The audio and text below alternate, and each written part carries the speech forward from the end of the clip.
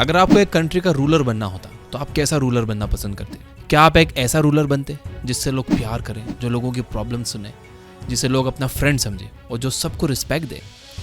या आप एक ऐसा लीडर बनना चाहेंगे जिससे लोग डरें, जिसके लोग रिस्पेक्ट करें और जिसे लोग अपना फ्रेंड नहीं बल्कि अपना बाप समझें और आपको उसी तरह ट्रीट करें जिस तरह से वो अपने पापा को करते हैं? ऐसे में बहुत से लोग फर्स्ट ऑप्शन को चूज करना चाहेंगे। हम सभी ने बचपन में डिज्नी की मूवीज में देखा है कि किस तरह से अच्छी प्रिंसेस की हमेशा जीत होती है और एविल क्वीन हमेशा हार जाती है। हमने देखा है कि तानाशाह थोड़ी देर के लिए तो पावर में आ जाते हैं लेकिन अल्टीमेटली उनकी हार होती है। और इस तरह की मूवीज ने हमारे दिमाग में ये पिक्चर पेंट की है कि लीडर्स को अच्छा होना चाहिए। लेकिन निकोलो मैकियावेली ने अपनी लाइफ में ऑब्जर्व किया कि ये सब पॉलिटिक्स पॉन है। ये स्क्रीन पर देखने में और स्टोरीज में सुनने में तो अच्छा लगता है लेकिन ये प्रैक्टिकल बिल्कुल नहीं है। अगर किसी तरह से ये प्रैक्टिकल है भी तो ये एक कंट्री के लिए हेल्दी बिल्कुल नहीं है। सो कॉल्ड अच्छे रूलर्स हमेशा कुछ टाइम के बाद हार जाते हैं। उन्हें उनके आर्मी जनरल्स, फ्रेंड्स, फैमिली या फिर नेबरिंग स्टेट्स आसानी से हरा देते हैं और उनके लोगों को अपना गुलाम बना लेते हैं। इन सब चीज़ों को नोटिस करने के बाद निकोलो मैकियावेली ने अपनी फेमस बुक द प्रिंस लिखी, जिसमें से कुछ लेसन्स मैं आज आपके साथ शेयर करने जा रहा हूँ। लेकिन अब आप खुद से पूछ रहे होंगे कि मैं पॉलिटिक्स के बारे में क्यों जानूं? मुझे इसमें कोई इंटरेस्ट नहीं है, मुझे तो बस अच्छे पैसे कमाने और अपनी लाइफ सुकून से जीनी है। तो इसका आंसर है कि आपको पॉलिटिक्स में भले ही कोई इंटरेस्ट ना हो, लीडरशिप में ज़रूर इंटरेस्ट होना चाहिए। अगर आप एक मैनेजर की पोजीशन पर हो तो आप 30 एम्प्लॉयज़ को लीड कर रहे होंगे। अगर आप एक कंपनी चला रहे हो तो आप हो सकता है 100 एम्प्लॉयज़ को लीड कर रहे होंगे। अगर आप एक सिंपल सी जॉब कर रहे हो और आपकी एक छोटी सी फैमिली है तो भी आप उस फैमिली को लीड कर रहे होंगे। अगर आपको वाकई में कुछ बड़ा करना है तो आपको एक इफेक्टिव लीडर बनना होगा और इसीलिए इस बुक के लेसन्स आपके लिए इंपॉर्टेंट है। ये लेकर आता है हमें हमारे फर्स्ट लेसन के ऊपर, बी इफेक्टिव नॉट गुड।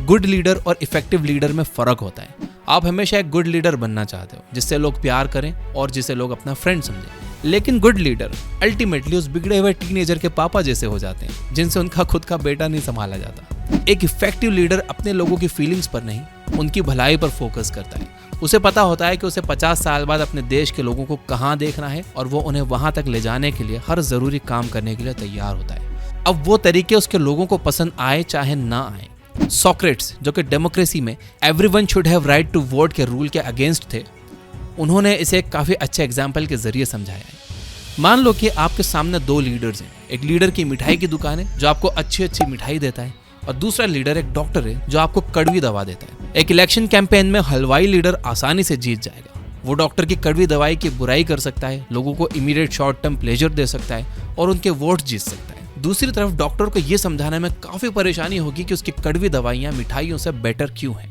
और जब पूरा देश बेवकूफ वोटर्स से भरा होगा तो वो डॉक्टर लीडर की जगह हलवाई लीडर को इलेक्ट कर लेगा और 30 साल बाद डायबिटीज से सब मर जाएंगे। इसलिए एज ए लीडर आपको पता होना चाहिए कि आप अपनी टीम, अपनी कंट्री और अपनी फैमिली को 50 साल बाद कहाँ देखना चाहते हो और आपको पता होना चाहिए कि उन्हें 50 साल बाद उस पॉइंट पर पहुंचाने के लिए आपको उनसे किस तरह के काम करवाने होंगे।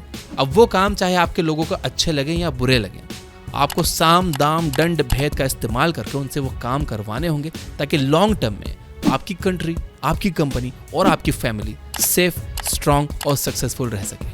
इस पॉइंट से अगर आप एग्री करते हो तो कमेंट में यस जरूर लिखना और लाइक जरूर करना वीडियो को। नंबर 2 है be feared not love. Love एक बहुत ही फिकल इमोशन है, यानी बहुत जल्दी बदलने वाला इमोशन है। यह मूड और सिचुएशन के हिसाब से चेंज होता है।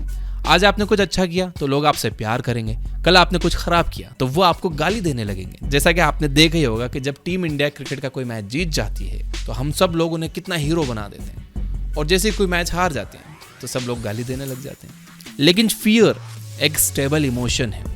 लोग आपसे डर रहे हैं तो वो ना सिर्फ आपको नुकसान पहुंचाने में कतराएंगे बल्कि आपके ऑर्डर्स को भी मानेंगे। लेकिन बहुत ज्यादा डर का इस्तेमाल करना भी आपके लिए अच्छा नहीं है। इससे आप एक जालिम लीडर की तरह देखे जाओगे। लोग आपको हराने का मौका खोजने लगेंगे और जैसे ही आप कमजोर होगे और लोगों को लगेगा कि आप अब लड़ नहीं सकते तो वो आपको उखाड़ फेंकेंगे। इसलिए एक इफेक्टिव लीडर को अपने लोगों में सबसे पहले फियर इंस्पायर करना चाहिए और फिर उसके बाद कुछ अच्छा करके उनमें थोड़ा सा प्यार भी इंस्पायर करना चाहिए। आप उन्हें बताओ कि किन रूल्स को तोड़ने पर उन्हें पनिशमेंट मिलेगी और उन रूल्स को स्ट्रिक्टली फॉलो करो।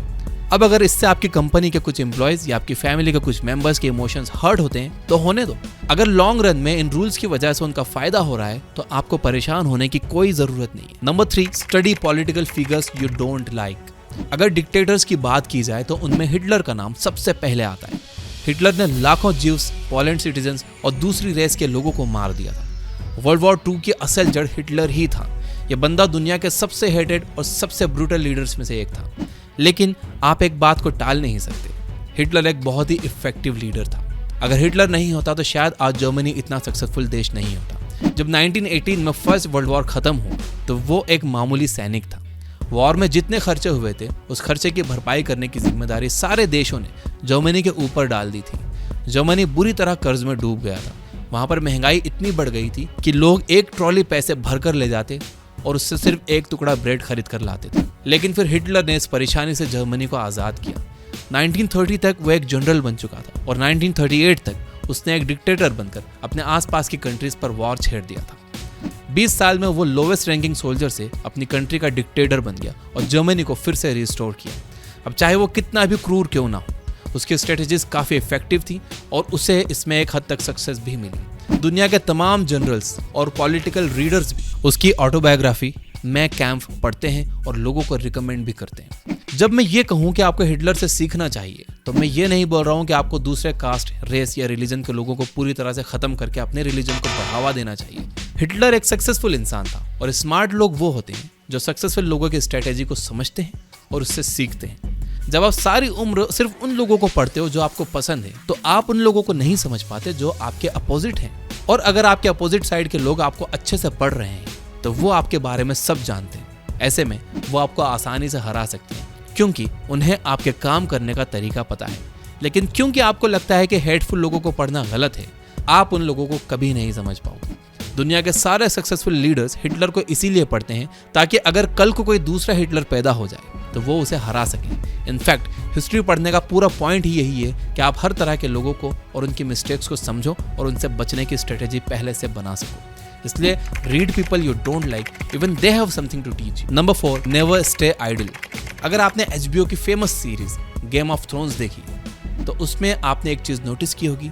फर्स्ट सीजन में हमें दिखाया जाता है कि 20 साल पहले रॉबर्ट बैराथियन एक बहुत ही स्ट्रॉन्ग और पावरफुल आदमी था जिसने मैड किंग को हराया और खुद आयरन थ्रोन पर बैठ गया था। लेकिन फिर वो आलसी हो गया। 20 साल तक वो बस शराब के नशे में चूर रहा और उसने अपने सारे काम दूसरों पर छोड़ दिए। लास्ट में जब उसकी डेथ होती है तो उसके पीछे उसकी फैमिली का हाथ होता है। उसका बेटा जॉफ्रे बैराथियन पूरी तरह से एक साइकोपैथ बन चुका होता है जो किसी भी तरह से एक अच्छा किंग बनने के लिए रेडी नहीं था।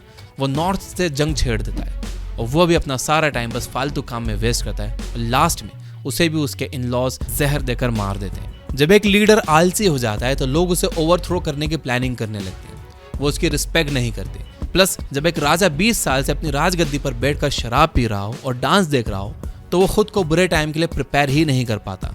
जब अटैक होता है तो वो खुद को डिफेंड करने के लिए रेडी नहीं होता। और ऐसा ही कुछ हुआ था पृथ्वीराज चौहान के साथ। पृथ्वीराज चौहान की सिनेमैटिक कहानी सुनने के लिए आप यह बुक ऐप डाउनलोड करिए। एक अच्छे लीडर को पीसफुल टाइम में अपने रिसोर्सेज को इंक्रीज करने पर काम करना चाहिए। उसे पावरफुल लोगों से रिलेशनशिप्स एस्टैब्लिश करनी चाहिए, वेपन्स पर काम करना चाहिए, एक स्ट्रॉन्ग आर्मी बिल्ड करनी चाहिए और आने वाली जनरेशन को किंगडम चलाने के लिए लायक बनाना चाहिए ताकि उसकी डेथ के बाद भी उसका देश अच्छे से फंक्शन कर सके। Number 5, keep wise courtman. Machiavelli कहते हैं कि एक आदमी कितना इंटेलिजेंट है ये आप उसके दोस्तों को देखकर बता सकते हो। एक चालाक प्रिंस हमेशा इफेक्टिव जनरल्स और चालाक मिनिस्टर्स की कंपनी में रहता है, जबकि एक बेवकूफ प्रिंस चापलूस लोगों को हायर करता है। जैसा कि हमने पिछले पॉइंट में देखा कि आप पीसफुल टाइम्स में अपने रिसोर्सेज को इंक्रीज करने की कोशिश करो।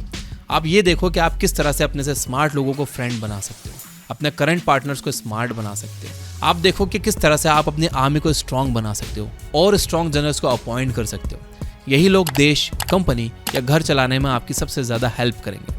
तो दोस्तों ये थी 5 बातें निकोलो मैकियावेली की बुक द प्रिंस से। अगर आप ये वीडियो अभी तक देख रहे हो तो इसे लाइक जरूर करना ताकि मुझे पता चल जाए कि यहाँ तक कितने लोगों ने देखी है। और अब आप मुझे कमेंट करके बताओ आपके फेवरेट हिस्टोरिकल लीडर के बारे में। कौन है आपका favourite historical leader? Finally, you guys are amazing. Keep reading, keep learning, keep growing. Thank you for watching.